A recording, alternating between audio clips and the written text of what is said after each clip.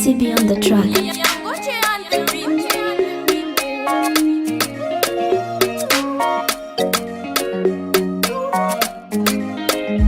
Tuya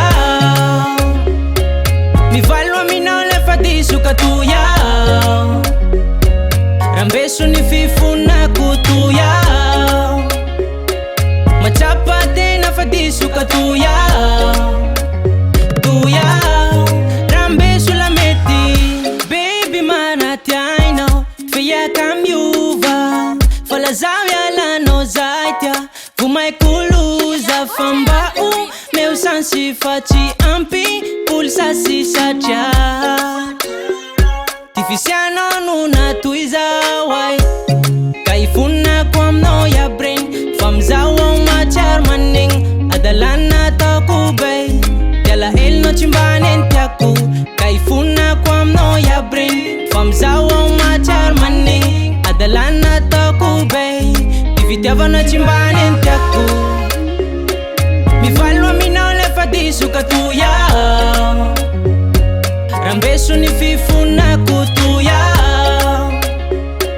machapa tena fadisuka tuya tuya rambeso la meti rambeso la meti baby faka ayo rambeso la meti rambeso la meti baby faka ayo sacha ci aita sula no zautiaku matite ufanya tismasul ci mazagarai kan famila no kazi fala sarinti amba fafawu te sulu vavau dejan desfanga no taku eri loa hala nauren yalaku kaifuna kwam no ya brain fam zawa machar maning adalana taku bay yala el no chimbanen taku kaifuna kwam no ya brain fam zawa machar maning adalana taku bay tivitava no chimbanen taku mi fallo mi no le fadisuka tuya rambeso ni fifuna kutuya machapa tena fadisuka tuya tuya